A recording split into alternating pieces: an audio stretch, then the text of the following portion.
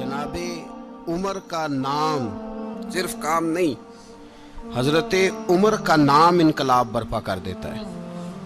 हजरत उमर का नाम कुफर के ऐवानों में, जबर, जुल्म, शिर्क की वादियों में जब हजरत उमर का नाम भी लिया जाए तो बेईमान कांपना शुरू हो जाते। हजरत उमर फारूक रदी अल्लाह ताला अन्हु। हजरत उमर मामूली शख्स नहीं, मामूली आदमी नहीं। कुछ लोग सदियों के बाद पैदा होते हैं और कुछ लोग ऐसे होते हैं जो एक ही बार पैदा होते हैं, उन जैसा दूसरा पैदा होता ही नहीं, दूसरा उन तरह का पैदा होता ही। हजरत उमर रदी अल्लाह ताला अन्हु जैसी शख्सियात पैदा ही नहीं होती दोबारा। सारे सहाबा दर रिसालत माप पे खुद आए।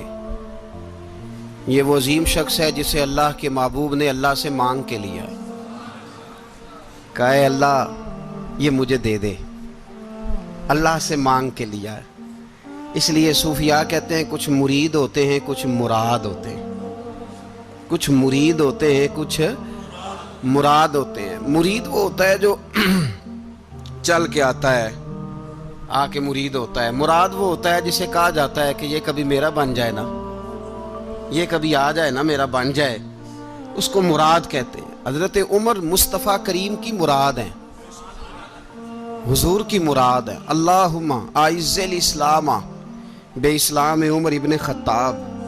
ऐ अल्लाह इस्लाम को इज्जत दे दे, मेरे उमर को कलमा पढ़ने की तौफीक अता फरमा दे। और कैसे दुआ मांगी? ओ यार, हजरत उमर की तो इस फजीलत का ही कोई जवाब नहीं दे सकता।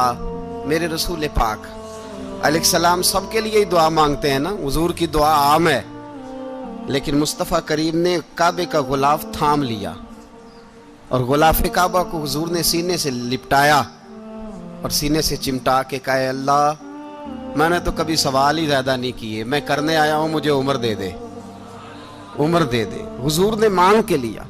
और फिर जब जिसको हुजूर मांगे अल्लाह से कि हजरत उमर रदी अल्लाह ताला अन्हु का आज यौम शहादत है, मेरा तो दिल करता था कि फजर से बातें शुरू हों और सारा दिन ही उमर की बातें होती रहें, सारा दिन जनाब उमर की बातें, सारा दिन। इसलिए कि जिक्र जनाब उमर का होगा पर राजी अल्लाह के रसूल होंगे सल्लल्लाहु। तो जाग के बैठे, खुश हो के बैठे। हमारे यहाँ मनाया ही नहीं जाता। बाबे अल्लाह कीता साउन भादरों असू कता ते मुंडे जनवरी फरवरी। तो इस्लामी साल भी गया और वो तारीखें भी सारी गईं। यकम मुहर्रम उम्मत मुस्लिमा के लिए बहुत बड़ा दिन है, बहुत बड़ा दिन। ये शहादत है हजरत उमर फारूक की रदी अल्लाह ताला। यहाँ छोटी छोटी बातों पे गवर्नमेंट छुट्टी करती फिरती है, छोटी छोटी बातों। इलेक्शन हो गया तो छुट्टी, फलां जगह पे थोड़ा सा किसी ने खबर दे दी कि कोई परेशानी है तो छुट्टी, फलां जगह ये हो गया तो छुट्टी। यहाँ तक कि फलां वजीर साहब फलां इलाके में आएंगे तो सारे इलाके को छुट्टी। और अब तो इससे बड़ा हाल होने लगा है, अगर जिन लोगों की सिंध में हुकूमत है उनके लीडर का दिन आया तो उस दिन छुट्टी, और जिनकी पंजाब में हुकूमत है उनका दिन आया तो छुट्टी। हमारा मुतालबा है हुकूमत पाकिस्तान से, अगर सर उठा के जीना चाहते हो तो यकम मुहर्रम को छुट्टी किया करो। अगर सर उठा के जीना चाहते हो तो यकम मुहर्रम को छुट्टी करो जनाब उमर के दिन। और मिल्लत के जवानों को बताओ कि अगर इज्जत की जिंदगी जीना चाहते हो तो उस तरह जियो जिस तरह फारूक आजम जी के गए हैं। इज्जत और वकार की जिंदगी, जमहूरियत हजरत उमर से सीखनी पड़ेगी। हुकूमत करने के तरीके हजरत उमर से। रियाया को सीखना पड़ेगा कि अमीर किस तरह बनाया जाता है और अमीर किस तरह के होते हैं। यहाँ लोग हमें यूरोप की मिसालें देते हैं, लोग यहाँ हमें आकर के अमेरिका की मिसालें, उन्हें क्या पता हुकूमत क्या होती है। वो कहते हैं जी वो साइकिल पे जाता है उनका हुक्मरान। मैंने कहा वो साइकिल पे जाता है? मेरे उमर फारूक मदीने से मक्के गए थे तो पैदल ही हज करने चले गए, पैदल ही। और जनाब उमर फारूक रदी अल्लाह ताला अन्हु ईद की नमाज पढ़ाने गए। ईद की नमाज उमर खुतबा ईद देने गए। और इस जमाने में कौन सा गरीब है जो नंगे पांव जाता हो? کون سا غریب ہے جو مسجد ننگے پاؤں جاتا ہو؟ لوگوں نے تو 3 قسم کی چپلیں رکھی ہوئی ہیں، ایک مسجد جانے کی علیحدہ ہے، گھر پہننے کی علیحدہ ہے، شادی بیاہ پہ جانے کی چپل علیحدہ ہے۔ حضرت عمر فاروق رضی اللہ تعالیٰ عنہ نکلے عید کا خطبہ دینے کے لیے، تو بیوی سے کہنے لگے جوتا، اس نے کہا صاحب اتنی دفعہ ٹوٹا ہے اب گانٹھا نہیں جا سکتا، اتنی دفعہ ٹوٹا ہے کہ اب دوبارہ پیمند نہیں لگ سکتے۔ تو حضرت عمر کہنے لگے چل کوئی حرج نہیں، بغیر جوتے کے ننگے پیر ہی چلتے ہیں، کوئی حرج نہیں۔ تو کہنے لگے لوگ کیا کہیں گے؟ فرمایا چپ کر، لوگ جس دن عمر نے یہ دیکھ لیا نا لوگ اس کے بارے میں کیا کہتے ہیں، اس دن عمر عمر نہیں رہے گا۔ تو کہا پھر آپ کا نظریہ کیا ہے؟ فرمایا میرا نظریہ یہ ہے کہ رب رسول میرے بارے میں کیا کہتے ہیں، لوگوں کا کیا ہے؟ لوگ کل کسی کے بارے میں کچھ کہتے ہیں اور پرسوں کچھ کہتے ہیں، میرا نظریہ یہ ہے کہ رب رسول میرے بارے میں ننگے پیر عمر جا رہے ہیں۔ کون جی؟ میں بڑا ماڑا۔ اچھا جناب، کیا کیا غربت ہے؟ 10 قسم کے جوڑے لٹکے ہوئے ہیں کمرے میں، اور پہننے کی فرصت نہیں، سویرے کیا پہننا ہے شام کیا پہننا ہے، 15 سوٹ کٹھے استری ہو کے لانڈری والا بھیج رہا ہے، اور تو غریب ہے، تو بہت بڑا غریب ہے۔ اس لیے کہ غربت پیسوں کی وجہ سے نہیں ہوتی، غربت تو دل کی ہوتی ہے۔ تو واقعی بڑا غریب ہے اور تو غریب ہی رہے گا۔ امیر تو عمر فاروق تھے، عمر فاروق تھے جو ننگے پاؤں چلے گئے عید کی نماز پڑھانے، تو رستے میں جو ملا کہنے لگا عمر جوتا تو پہن لو۔ فرمایا تمہیں عمر کا جوتا نہ پہننے کا نقص تو نظر آیا ہے، کوئی حرج نہیں، اگر عمر کو کبھی بتانا ہوا تو وہ والا نقص بتانا جو عمر کی سیرت میں پیدا ہو، کردار میں پیدا ہو، وہ والا نقص بتانا، یہ چھوڑو جوتے آتے جاتے رہتے۔ ننگے پاؤں گئے، پاؤں دھوئے، نماز پڑھائی، لوٹ آئے۔ او بھائی یہاں تو ہمارا بناؤ سنگار اترنا، جتنی توجہ کپڑوں کی طرف ہے اتنی توجہ کبھی ہماری علم کی طرف ہوتی نا، جتنا ذوق شوق ہمارا بناؤ سنگار کی جانب ہے، اتنا بناؤ سنگار کبھی ہمارا اخلاقیات کی جانب ہوتا تو معاملات بڑی حد تک سنورے ہوئے ہوتے۔ حضرت سیدنا فاروق اعظم رضی اللہ تعالی اپنی زندگی کو ترتیب دیا، ایک دن بھی خلافت نہیں مانگی اللہ سے۔ حضرت عوف بن مالک اشجعی ایک صحابی ہیں، حضرت عوف بن مالک رضی اللہ تعالیٰ عنہ فرماتے ہیں کہ جناب ابو بکر صدیق کا زمانہ تھا تو میں نے خواب دیکھا، میں نے خواب میں جناب عمر کو دیکھا، اور میں نے دیکھا کہ کوئی کہنے والا کہہ رہا ہے کہ عمر وہ ہے کہ اللہ کے رستے میں کوئی اسے جتنا مرضی برا بھلا کہے یہ پرواہ نہیں کرتا۔ کس کے رستے میں؟ بولے سارے۔ اس کا مطلب ہے اللہ کے رستے میں لوگ برا بھلا بھی، قرآن مجید نے کہا وَلَا يَخَافُونَ لَوْمَةَ لَائِمٍ، کچھ لوگ ایسے ہیں جو برا بھلا کہنے والوں کی پرواہ نہیں کرتے۔ آپ یقین کریں اگر پرواہ شروع ہو جائے نا تو دین کا کام ختم ہو جائے، نہ کوئی تقریر کرے، نہ کوئی تدریس کرے، نہ کوئی پیری مریدی کرے، ختم ہو جائے اگر باتوں کی پرواہ ہو۔ لیکن وہ پرواہ، حضرت عوف بن مالک اشجعی کہتے ہیں میں نے خواب میں دیکھا کہ عمر وہ ہے جو کسی کی پرواہ، اور دوسری بات میں نے یہ دیکھی کہ عمر خلیفہ بنے گا، اور تیسری بات میں نے خواب میں یہ دیکھی کہ عمر شہید بھی کیا جائے گا، عمر شہید بھی ہوگا۔ یہ میں نے 3 باتیں خواب میں دیکھی۔ فرماتے ہیں میں نے آ کے خواب حضرت ابو بکر صدیق کو سنائی، وہ خلیفہ تھے، وہ کہنے لگے ٹھہر جا میں عمر کو بلاتا ہوں، اس کے سامنے دوبارہ سنانا، اس کے سامنے۔ فرماتے ہیں میں نے بلایا حضرت عمر فاروق کو، آ کے بیٹھے، خواب شروع ہوا۔ کہا ایک بات تو میں نے یہ دیکھی کہ آپ ملامت کرنے والے کی پرواہ نہیں کرتے، دوسرا آپ خلیفہ بنے گے۔ جناب عمر کہنے لگے چپ کر، ابو بکر کے سامنے ہی کہہ رہا ہے، چپ کر، خلیفہ کے سامنے ہی کہہ رہا ہے۔ تو حضرت ابو بکر صدیق کہنے لگے عمر اسے کہنے دو، مجھے لگتا ہے رب کی رضا یہی ہے کہ میرے بعد اگر مصطفیٰ کا منبر ملے تو عمر کو ہی ملے، اسے کہنے دو۔ یار یہاں تو لوگ ڈینگے مارتے ہیں، یہاں تو لوگ دعوے کرتے ہیں میرے سامنے فلانے کو بھی بٹھاؤ، فلانے کو بھی بٹھاؤ، اس کو کیا پتا، اس کو کیا پتا، یہ تو بڑکے مارنے کا دور ہے۔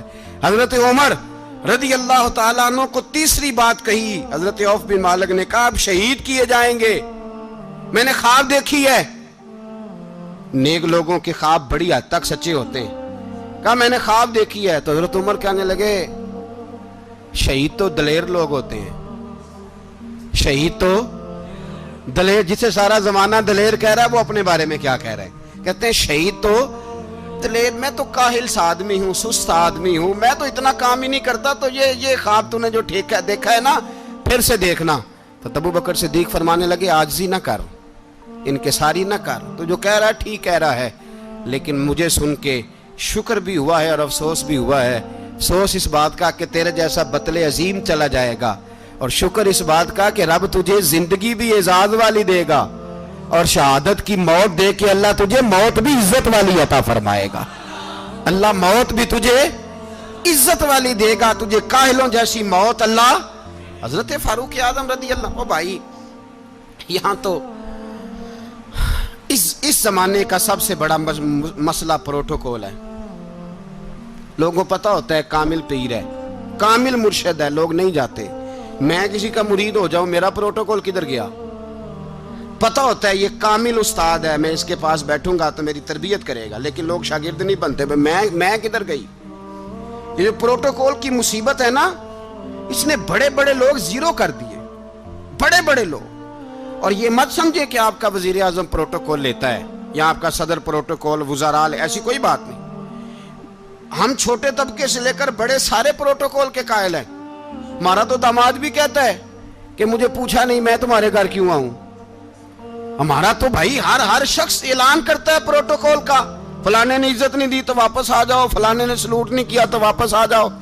لوگ جہاں سلوٹ کرنا چاہیے وہاں بھی سلوٹ کرانے کے قائل ہیں۔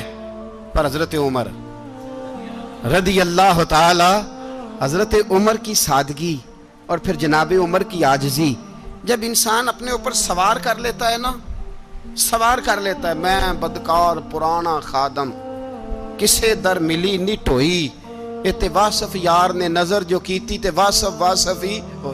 میں اکثر سوچتا ہوں حضور نے جہاں بھی کہا نا، فرمایا میرے بعد نبی ہوتے تو خطاب کے بیٹے عمر ہوتے۔ حضور نے فرمایا عمر جس رستے سے جاتا ہے شیطان وہ رستہ بدل جاتا ہے۔ نبی پاک صلی اللہ علیہ وسلم نے فرمایا میرا عمر وہ ہے کہ اس کی زبان پر حق جاری ہے۔ حضور علیہ السلام نے فرمایا 950 سال حضرت جبریل میرے عمر کی شان بیان کریں تو ان کی عظمت ختم نہیں ہوتی۔ 950 سال جبریل عظمت بیان کرے تو ختم نہیں ہوتی۔ یہ بات ہے حضرت عمر کی، اور فرمایا عمر ابو بکر کی نیکیوں میں سے ایک نیکی ہے۔ یہ شان ہے اب عمر فاروق رضی اللہ تعالیٰ عنہ کی۔ حضور نے فرمایا میرے بعد نبی ہوتے تو عمر ہوتے، جس گلی سے عمر آئے شیطان رستہ بدل جائے۔ میرے عمر فاروق کی شان 950 سال بیان ہو تو ختم نہ ہو۔ عمر کی زبان پر اللہ حق بیان کرتا ہے، جو عمر کہتا ہے وہی رب کر دیتا ہے۔ حضور ساری زندگی فضیلتیں بیان کرتے رہے، عمر جواب میں کیا کہتے ہیں؟ کوئی بتائے نا کہ یہ والی حدیثیں کبھی عمر نے بھی روایت کی ہوں کہ حضور نے میرے بارے میں یہ کہا ہے۔ یہ روایتیں وہ روایت نہیں کرتے، ان سے جب لوگ کہتے عمر تیری بڑی بات ہے تو عمر رو پڑتے، کہتے میں تو اونٹ چرانے والے باپ کا بیٹا ہوں، میں تو اونٹ چرانے والے باپ کا بیٹا، اونٹ چرا۔ اس سے آگے عمر گئے ہی نہیں ساری زندگی، اس سے آگے لفظ ہی نہیں ادا کی۔ اور میں تو بھائی اونٹ چرانے والا، میرا باپ تو اونٹ چرایا کرتا تھا، 10 اونٹ تھے، میری ڈیوٹی ہوتی تھی، سنبھالے نہیں جاتے تھے، ابا ڈنڈوں سے مارتا تھا۔ ساری زندگی عمر حج کرنے گئے، ایک خشک تنا کھجور کا عمر فاروق رضی اللہ تعالیٰ عنہ نے اس کو اپنے کلاوے میں لیا، رونے لگے۔ لوگوں نے کہا عمر کیا ہوا؟ فرمانے لگے یہاں میں اونٹ چرایا کرتا تھا، یہاں میں اونٹ چراتا تھا، 10 اونٹ سنبھالے نہیں جاتے تھے۔ دیکھو رسول اللہ کی شان، آج ساری امت چلانے کا طریقہ عطا فرما دیا ہے، ساری نظریے سے پیار۔ یار پیسہ کس کو برا لگتا ہے؟ آپ جس آدمی کی 50 کروڑ کی پراپرٹی ہے اس کو پوچھیں سب سے غریب، آپ کو وہی نظر آئے گا۔ وہ کہے گا میں ٹائٹ ہوں، حالات بڑے۔ میں کئی باری پوچھے انہوں نے، میں کہتا ترجمہ بھی 10 چھڑوں کی، ہمیں تو سمجھ نہیں آتی، اور ٹائٹ حالات کون سے ہوتے ہیں جی؟ جس آدمی کا کروڑوں میں کاروبار ہے نا، اس کو آپ چھیڑے وہ رونے لگ جائے گا، رونے۔ تو کئی میں نے ایسے دیکھے ہیں کرائے کا مکان ہے، ان سے پوچھے صاحب کیا حال ہے، تو کہتے ہیں جتنی اللہ نے شان والی زندگی ہمیں عطا کی ہے کسی کو نہیں دی ہوئی۔ اس کا مطلب ہے خوشی بھی یہی ہے اور غم بھی یہی ہے، اندر سے خوشی ہے، اندر سے ہی۔ تو نے اگر راضی رہنا ہے تو ادھر سے رہنا ہے، ناراض رہنا ہے تو بس اپنے آپ کو خوش رکھے گا تو ہو جائے گا۔ سارے صحابہ مل کے آئے، کہنے لگے عمر فاروق سے کہنا ہے نبی پاک کے زمانے میں تو ظاہراً غربت تھی، ابو بکر کے دور میں بھی غربت تھی، اب تو بڑا محال ہے، عمر سے سفارش کرو کہ عمر نیا کرتا پہنا کرے۔ ملکوں کے سفیر آتے، عمر وہی پھٹی پرانی چادر اوڑھ کے اور وہی کئی جگہ پہ پیوند لگے سوٹ پہن کے سفیروں کے سامنے بیٹھ جاتا ہے۔ عمر کو مشورہ دو، طے ہو گئی بات۔ سب نے جب مشورہ دے لیا تو سارے کہنے لگے یہ بتاؤ شیر کی مونچھ کو ہاتھ کون لگائے گا؟ کہنا کس نے ہے؟ بندہ بھی تو ڈھونڈو نا۔ نے کہا جناب میرا یہ خیال ہے کہ مولا علی شیر خدا کہیں گے، کیونکہ جس شخص کی عمر کو سب سے زیادہ حیا کرتے دیکھا وہ شیر خدا مولا علی ہے رضی اللہ تعالی علی کہیں گے، اس لیے کہ جناب علی تو کئی دفعہ جب گفتگو کرتے تھے تو حضرت عمر چپ کر جاتے تھے اور فرماتے تھے علی نہ ہوتا تو میں ہلاک ہو جاتا۔ تو کہا علی سے کہو۔ جناب علی شیر خدا کو بلایا، کس کام کے لیے؟ جی اللہ اکبر۔ یہ ذرا اپنے اس دور پہ اس بات کو ذرا لاکا جناب ان سے کہیں کہ زیادہ نہیں، ایک کرتا نیا پہن لے، سفیر آتے ہیں وزیر آتے ہیں تو ایک کرتا نیا پہن لے۔ حضرت علی کو بلایا، آپ فرمانے لگے کوئی اور بات ہوتی تو میں کہہ دیتا، یہ والی میں نہیں کہہ سکتا، کوئی اور ہوتی تو میں عمر کو کئی دفعہ کہہ دیتا ہوں، جلال میں بھی تو سن، یہ والی میں نہیں کہہ سکتا، میں تمہیں ایک مشورہ دیتا ہوں۔ کہا وہ کیا؟ کہنے لگے سید عائشہ صدیقہ سے کہو، وہ مومنوں کی ماں ہیں، عمر ٹالے گا نہیں۔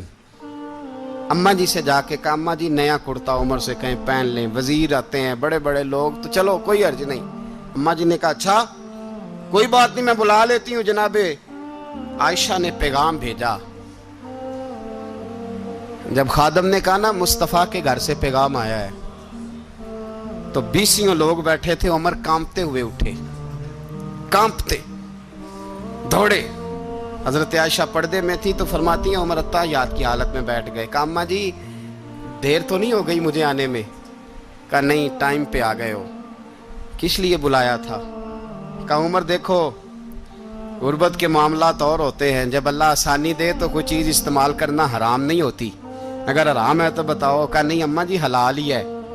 تو فرمایا پھر اتنے سفیر آتے ہیں مشیر آتے ہیں، اب تو مال غنیمت بڑا آتا ہے، ڈھیر لگ جاتے ہیں مسجد میں، تو چل ایک نیا کرتا تم بھی پہن لیا کرو، اور آپ نیا کرتا پہنو گے تو دھاک بیٹھے گی غیروں پر۔ تو صحابہ کا مشورہ ہے کہ آپ نیا لباس پہنے۔ اماں جی کہتی ہے میں نے حکم دیا تو عمر چپ کر گئے، گردن جھک گئی۔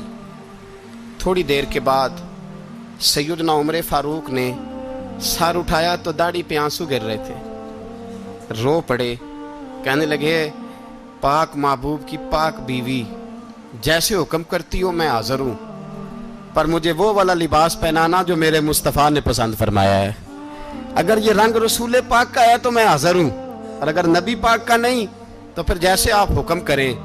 جناب عائشہ کہتے ہیں عمر روئے تو میں زیادہ روئی، میرا پلو بھیگ گیا آنسوؤں سے۔ میں نے کہا عمر آپ جائیے۔ عمر یوں نکلے تو جو صحابہ کھڑے تھے وہ کونے میں تھے، سارے آ گئے۔ کہا اماں جی کیا بناؤ؟ فرمایا بھائی تم سب جو باتیں کہتے ہو وہ اپنی جگہ ٹھیک ہیں، پر عمر جو بات کرتا ہے وہ سب سے زیادہ ٹھیک ہے۔ عمر جس پہلو پر بات کرتا ہے وہ یار ایسی عاجزی، ایسا رنگ، ایسا انداز، ایسا طرز حیات، ایسی زندگی۔ اولاد کے معاملے میں لوگ بزدل ہو جاتے ہیں، بزدل، پر حضرت عمر کا بیٹا مصر گیا، وہاں سے کمائی کر کے لایا، تجارت کرنے گیا، لاکھوں کا مال۔ کون سا باپ ہے دنیا میں جس کا بیٹا باہر سے پیسے لے کے آئے تو ابا تفصیل پوچھے کہ بیٹا کہاں سے کمائے، کہاں سے لایا، کتنے ملے، کیوں آئے؟ کون سا باپ تفصیل پوچھتا ہے؟ ابا تو کہتا ہے لا صحیح، اور تعریفیں کرتا ہے میرا بیٹا بڑی کمائی کرتا ہے۔ کبھی پوچھا ہے اس سے کہ ڈیوٹی صحیح دیتا ہے کہ نہیں؟ کبھی پوچھا ہے کہ تو ایمانداری کی روزی لاتا ہے کہ حرام کی کماتا ہے؟ یہ باپ کی ذمہ داری ہے، یہ اماں کی ذمہ داری ہے۔ پھر کہتا ہے بیماری کیسے آ گئی، پریشانی کیسے آ گئی؟ تو نے کبھی سوال کیا اپنی اولاد سے؟ حضرت عمر فاروق رضی اللہ تعالیٰ عنہ کا بیٹا مصر سے پیسے کما کے لایا تو جناب عمر نے بلایا، فرمایا بیٹے اتنی تو تیرے پاس راس ہی نہیں تھی، تھوڑے سے تو پیسے لے کے گیا تھا، اتنی کمائی کیسے ہو گئی؟ اتنے تو پیسے نہیں تھے صاحب، کہاں سے کمائی لائے؟ اس نے کہا ابا جی وہ جو میرے چچا ہے نا مصر کے گورنر، آپ کے دوست، انہوں نے میری مدد کی ہے. فرمایا جتنے لوگ گئے تھے سب کی ہے مدد اس نے؟ کہا نہیں صرف میری کی. فرمایا تیری کیوں کی؟ تیری کیوں کی؟ کہا حضور آپ کے دوست ہیں. فرمایا چپ کر حضور انہوں نے مجھے اتنے پیسے دیے, میں نے کاروبار میں ڈالے تو نفع آیا تو میں ان کی رقم دے کے. فرمایا خاموش ہو جا, باقی جتنے لوگ گئے تھے سب کی مدد کی اس نے؟ کہا نہیں حضور صرف میری کی.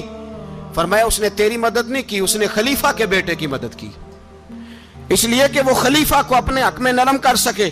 فرمایا آدھا مال تیرا ہے, آدھا مال غنیمت کا ہے, مال خزانہ کا ہے, مسلمانوں کا ہے, اس لیے کہ تو جو وہاں سے مال کما کے لایا ہے وہ اپنے باپ کے خلیفہ ہونے کی وجہ سے کما کے لایا ہے, لہذا رکھ ادھر. یہاں کہتے ہیں کدھر سے آیا, کیسے آیا, کون سا حساب دیں, کیا کریں؟ او بھائی حضرت عمر رضی اللہ تعالیٰ عنہ کا اپنی اولاد کے بارے میں یہ رنگ ہے. ایک جنگ سے نا خوشبو آئی, خوشبو بڑی مہنگی ہوتی تھی, عرب میں خوشبو آج بھی بڑی مہنگی ہے, وہ زیادہ استعمال کرتے ہیں. میری باتوں کی سمجھ آ رہی ہے میرے بھائی؟ بڑی مہنگی خوشبو تھی. جب وہ خوشبو آئی تو حضرت عمر نے کہا, گھر میں پہلے پہنچی حضرت عمر کے, چونکہ زیادہ عورتیں استعمال کرتی تھی گھر کے اندر خوشبو, مرد بھی لگاتے تھے. حضرت عمر نے اپنی بیوی سے کہا, آپ کی زوجہ تو تھی وہ بڑی خوشبو کو پسند کرتی تھی. حضرت عمر نے اپنی زوجہ سے کہا کہ خوشبو لاؤ, میں نے ایک عورت کی ڈیوٹی لگائی ہے, وہ خوشبو تول کے نا تو حصہ برابر صحابہ میں بانٹ دے گی. تو آپ کی زوجہ کہنے لگی کسی بی بی کی ڈیوٹی لگانے کی کیا ضرورت تھی, میں جو موجود تھی میں بانٹ دیتی ہوں تول کے حصہ برابر. آپ نے فرمایا نہیں تو رہنے دے, اور فلانی بی بی بانٹے گی. کہا حضور میں نے بھی بانٹنی ہے, میرے پہ کچھ حق ہے؟ آپ نے فرمایا نہیں تو تفصیل نہ پوچھ, تو خوشبو دے دے, کوئی اور بانٹے گی. خاتون خانہ تھی نا, کہنے لگی نہیں مجھے بھی آج آپ کو بتانا ہی پڑے گا کہ کوئی جو بانٹ سکتی ہے تو میں کیوں نہیں بانٹ سکتی. زوجہ کہتی عمر نے بات کی تو میری چیخیں نکل گئی. حضرت عمر فرمانے لگے جب تو خوشبو بانٹے گی نا تیرے ہاتھوں کو بھی لگے گی, تیرے دوپٹوں کو بھی لگ جائے گی. اگر رب کریم نے مجھ سے سوال پوچھا کہ عمر خوشبو تو مسلمانوں کی تھی, تیری بیوی کے دوپٹے کو کیوں لگ گئی, تو میں اللہ کے حضور کیا جواب دوں گا؟ اگر اللہ نے یہ سوال کیا کہ تیری بیوی نے کیوں لگائی, وہ تو حصہ تھا مسلمانوں کا, تو تو نے تیری بیوی نے کیوں لگائی؟ تو فرمایا میں نہیں چاہتا کہ اللہ کے حضور مجھے اور تجھے باز پرس ہو, لہذا کسی اور کو بانٹنے دے. زوجہ روئی اور تڑپ کے کہنے لگی عمر مجھے لگتا ہے صبح قیامت بھی تیری بیوی ہونے کی وجہ سے اللہ مجھے جنت عطا فرما دے گا, تیری زوجہ ہونے کی برکت سے. بھائی یہ معیار رکھا, خدا کی قسم ایسا شخص تاریخ میں دوبارہ نہیں آیا. اتنا بڑا آدمی, اتنا بڑا شخص, اتنا بڑا آدمی, اور پھر رنگ یہ ہے کہ عمر 22 لاکھ مربع میل کا حکمران, 22 لاکھ, اور کھجور کے درخت کے نیچے مٹی کا ڈھیلا لے کے سو گئے ہیں, پرواہ کوئی نہیں, کوئی مسئلہ ہی نہیں. 2 غلام ساتھ بیٹھے تو ایک روٹی حضرت عمر نے گھر سے منگوائی, تھوڑا سا سرکہ, تو غلام کہنے لگے ہم نے بھی کھانی ہے. فرمایا کوئی حرج نہیں, روٹی کو پیٹ بھر کے کھانا ضروری تو نہیں, 3 حصوں میں بانٹ لیتے ہیں.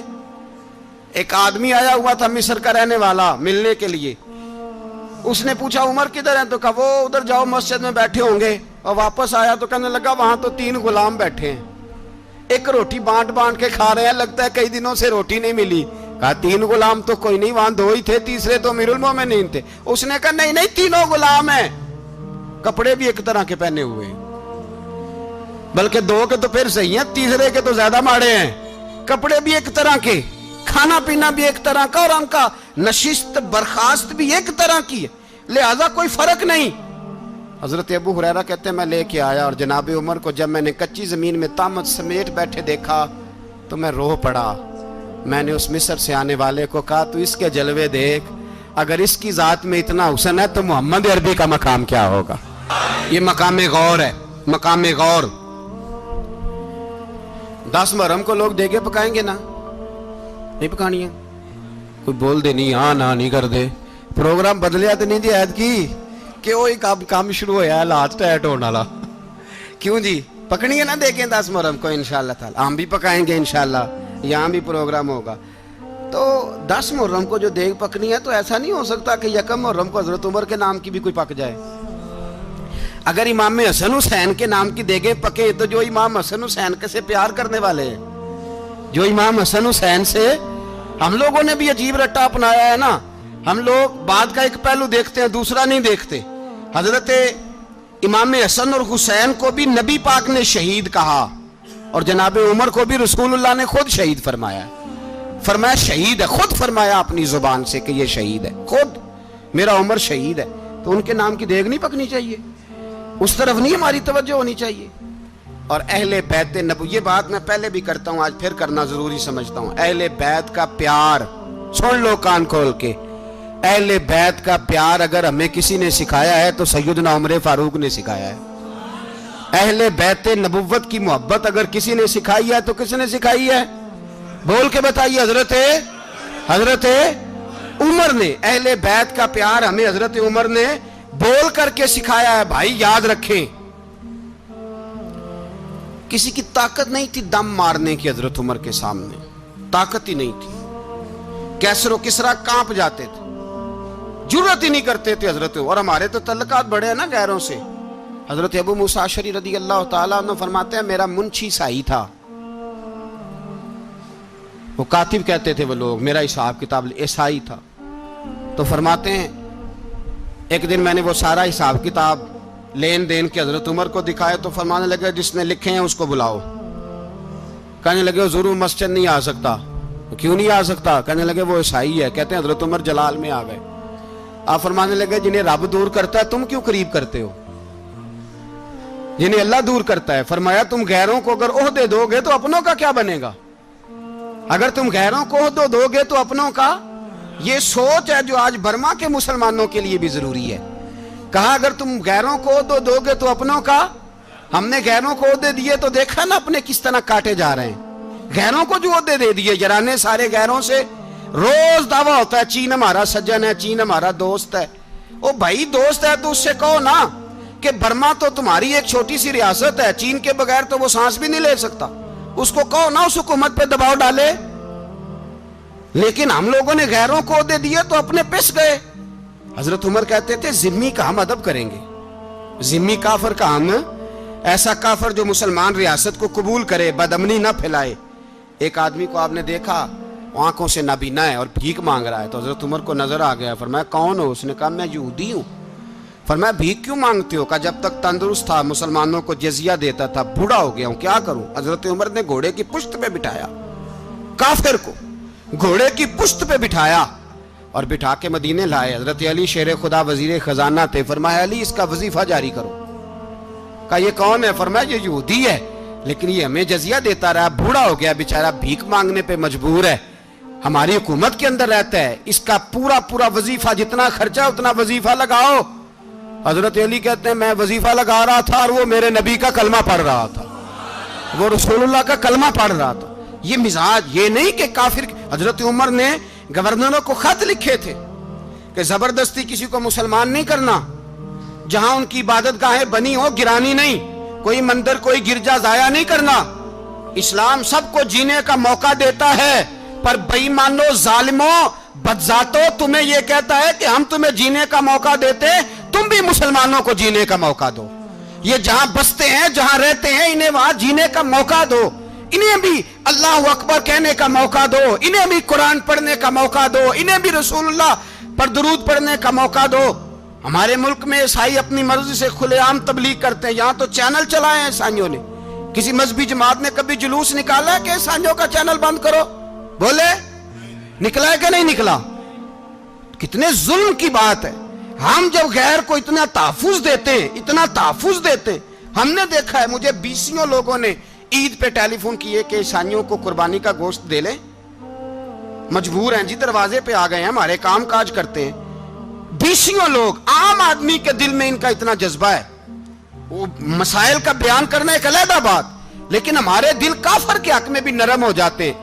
تم کس قدر زیادہ بے ایمان ہو اور کفر کس قدر زیادہ ذلیل ہو گیا ہے کہ مسلمان کے حق میں نرم ہوتا ہی نہیں۔ اور اس سے بڑے ذلیل وہ ہیں جو ان ذلیلوں کے سپورٹر ہیں، وہ کسی عرب ملک کے حکمران ہو یا کسی اور جگہ کے، وہ بڑے ذلیل ہیں جو ان ذلیلوں کے سپورٹر ہیں، جو برما کی بچیوں کے قتل پر اپنی حکومتیں چمکا رہے ہیں، ने शर्म नहीं आती, इस कदर मुसलमान तड़पा है, लेकिन उन बेगैरतों को जरा होश नहीं आई। और ये उनके कमाश, उनके दलाल जो हर जगह उनकी सपोर्ट करके अपनी हुकूमतें कायम करते हैं, बेईमानों को पता नहीं कि कब इन पर अल्लाह का अजाब उतरेगा और किस तरह इनके परखशे उड़ेंगे। तुम्हें अपनी जिल्लत और रुसवाई नजर नहीं आ रही कि जमीन किस तरह तुम्हारे लिए तंग हो गई है? इससे ज्यादा और तुम्हारी रुसवाई क्या होगी? डरो अल्लाह से, और ये तो दुनिया का अजाब है। इन्ना बत्श रब्बिक लशदीद, मेरा रब कहता है कयामत तो कायम होने दे।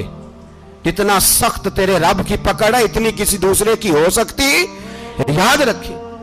और थोड़ा एहतियात करें हम सब लोग भी, जो हम लोग आधी जुबान बोल के भी इनकी सपोर्ट करते। अब शर्म आनी चाहिए हमें इन हुकूमतों की सपोर्ट करते जो मुसलमानों की लाशों के ऊपर हुकूमतें कायम करते हैं, शर्म आनी चाहिए। बहरहाल बात दूर निकल जाएगी और मैं अपने मजमून पे रहता हूं। अहले बैत का प्यार अगर सिखाया है तो जनाब उमर ने सिखाया है, रदी अल्लाह ताला अन्हो। इमाम हसन मिलने, आप यकीन करें, मैं जब इस वाकया को पढ़ता हूं तो मेरा दिल झूम जाता है। मैं कहता हूं यार, डाटा होना अपनी जगह पे, इश्क होना अपनी जगह पे, इंसान का बावकार होना अपनी जगह।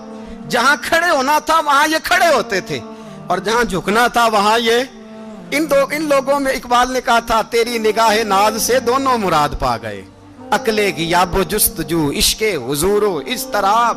जहां अगर आया है सामने कैसरो किसरा तो उमर जैसा दलेर कोई नहीं, अगर सामने आया ईरान का बादशाह तो उमर जैसा तगड़ा कोई नहीं, अगर आया है सामने गुस्सान का बादशाह तो उमर जैसा आदिल कोई नहीं।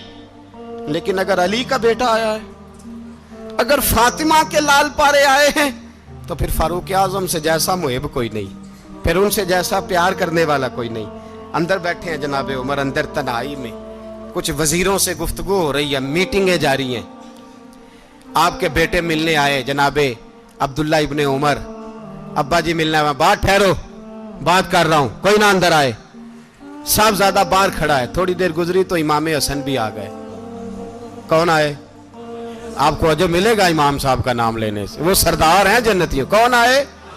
सारे बोलिए, इमाम हसन, तेरी नस्ल पाक में है बच्चा बच्चा नूर का, तू है ने नूर तेरा सब घराना। इमाम हसन आए तो हजरत अब्दुल्ला इब्ने उमर को दरवाजे पे खड़े देखा, कहा अमीरुल मोमिनीन कहाँ हैं? कहने लगे हजरत उमर के बेटे। कहने लगे वो अंदर बैठे, कुछ मीटिंग हो रही है, और उन्होंने कहा कोई अंदर ना आए, लेकिन आप जाना चाहें तो चले जाएं, आप जाना चाहें तो, तेरी नस्ल पाक में है बच्चा बच्चा नूर, आप जाना चाहें तो चले जाएं। तो उन्होंने कहा जब आप बाहर खड़े हैं तो मुझे कोई इतना जरूरी काम नहीं, और अभी जोर की नमाज थोड़ी देर में होगी, मैं मस्जिद में मिल लूंगा अमीरुल मोमिनीन से। ये बात कह के इमाम हसन चले गए। यार इतनी बड़ी बात नहीं थी, इतनी बड़ी बात नहीं थी। वो मेरे उस्तादों का बेटा भी आए तो कहा ठीक है जी, वो सोए हुए हैं, तो कोई गर्ज नहीं यार, मैं ठहर के आ जाऊंगा, कोई बड़ी बात नहीं थी। देखा जाए तो बड़ी बात नहीं थी, पर बात बहुत बड़ी थी, इसलिए कि ये खाली हसन नहीं, ये हसन इब्ने अली है, ये हजरत फातिमा के लख्ते जिगर। हजरत उमर बाहर निकले, अब्दुल्ला इब्ने उमर से पूछा कोई आया तो नहीं? तो कहा हुजूर इमाम हसन आए थे। तो कहा फिर शहजादे को अंदर क्यों नहीं भेजा? कहा मैंने कहा था। वो कहने लगे अगर अमीरुल मोमिनीन मसरूफ हैं तो मैं जोहर में मिल लूंगा। हजरत उमर रोने लगे, फरमाया बेटे तूने अच्छा नहीं किया। फिर मस्जिद नहीं गए, सीधे इमाम हसन के दरवाजे दस्तक दी। इमाम हसन बाहर आए, कहा शहजादे आए थे तो मिले क्यों नहीं? तो इमाम हसन कहने लगे हुजूर आपका अपना बेटा दरवाजे पे खड़ा था, आपका अपना बेटा दरवाजे पे खड़ा था, और मना भी किया था आपने, तो मैं जोर में मिल लेता। हजरत इमाम हसन फरमाते जोश जज्बात में जनाबे उमर ने सर से पगड़ी उतार दी, जोश जज्बात में। कहने लगे हसन मेरे बेटे का और आपका क्या मुकाबला? क्या उसकी मां का नाम फातिमा ज़हरा है? क्या उसकी नानी का नाम खतीजतुल कुबरा है? क्या उसके नाने का नाम मोहम्मद मुस्तफा है? आपका और उसका क्या मुकाबला? फिर रो पड़े और कहने लगे बेटे मैं मक्के के सहराओं में ऊंट चराया करता था, ये जो मेरे सर पर इज्जत के बाल हैं ये तेरे नाने के उगाए हुए, मैं मक्के के खबरदार शहजादे खबरदार। ओ भाई अहले बैत नबुव्वत के अदब का रंग अगर सिखाया है तो सैयदना उमर ने सिखाया है। हजरत उमर फारूक अथॉरिटी है, इस्लाम की अथॉरिटी। यकम मुहर्रम हजरत उमर की शहादत है। यहूदी बोल उठा, काफिर बोल उठा, अगर 6 महीने उमर दुनिया में और रहते तो दुनिया में कोई काफिर मौजूद न होता। 6 महीने। और जब इस बतले जलील का जनाजा उठा, अल्लाह, बुखारी पढ़िए ना, अल्लाह मरजुकना शहादतन फी सबीलिक, अल्लाह बिस्तरे की मौत ना देना, शहादत की देना। उमर शहीद हुए, मस्जिद नबी में नमाज पढ़ाते, और जब जनाजा उठा तो मदीने का फिर पीछे जो दलेर बचे वो मौला अली थे। मौला अली, जनाब उमर का जनाजा उठा तो सबसे पहली हाय जो निकली वो हजरत अली की जुबान से निकली, और हजरत अली सारी दाढ़ी आंसुओं से भर गई। लोगों ने कहा कि अली क्या हुआ? फरमाने लगे तुम देख नहीं रहे जनाजा किसका उठा है, पलट के देखो तो सही, तुम पता नहीं है कौन गया है। कहा हुजूर क्या हुआ? आप फरमाने लगे उमर इस तरह के काम करके गया है, अब इनके रस्तों पे कौन चलेगा, कौन इसके जिगर राहे वफा में। मैं नक्श ऐसे छोड़ आया हूँ, मैं जिस मंजिल से गुजरा हूँ वो अब तक याद करती है। हजरत अली हजरत उमर के जनाजे पे खड़े होकर कहते हैं अल्लाह मुझे उस तरह के अमल करने की तौफीक दे जिस तरह की उमर करके गया। मेरे भाई, बतले अजीज, बतले हुर्रियत हजरत उमर रदी अल्लाह ताला अन्हो, जो अपनी जिंदगी इनकलाब वाली गुजार के गए। उमर जब दुनिया से गए तो 80 दिनार का कर्जा था, 22 लाख मुरब्बा मील का हुक्मरान। और अपने बेटे से कहने लगे बेटे कोशिश करना तेरे खानदान वाले मिल के मेरा कर्जा उतार दे, मेरी कब्र पे बोझ ना रहे, और अगर खानदान वाले मदद न करें तो मेरे दोस्तों से बात करना, वो मदद न करें तो फिर अली से बात करना। इनका प्यार आपस में इतना, और तू इख्तलाफ साबित कर रहा है। 80 दिनार का कर्जा छोड़कर हजरत उमर दुनिया से गए और जाती दफा कह गए मेरे बाद मेरे बच्चों को हुकूमत के मशवरे में भी शामिल ना करना, हुकूमत के मशवरे में भी मेरी औलाद शामिल ना हो। इतना बड़ा शख्स इतना बड़ा रंग दे के यकम मुहर्रम को जब उमर फारूक का विसाल हुआ तो बेटे से कहने लगे अम्मा आयशा से जाके कहो मेरा भी नबी पाक के रोजे में दफन होने को दिल करता है। एक कब्र की जगह है अम्मा जी ने अपने लिए रखी है, बुखारी है बुखारी। हजरत आयशा के पास साहबजादे गए, कहने लगे अम्मा जी उमर को जख्म लग गया है, हालत बड़ी परेशानी वाली है। वो कहते हैं अगर अम्मा इजाज़त दें। सैयद आयशा रो पड़ी, फरमाने लगी कि वो अपनी कब्र की जगह तो नहीं ना किसी को देता, पर उमर ने कमाल ही बड़ा किया, उसे कहो जाओ गुंबद खजरा में कयामत तक जो मुस्तफ़ा पे और अबू बकर पे सलाम पड़ेगा वो तुझ पे भी सलाम पढ़ के जाएगा, जाओ मैंने जगह दी।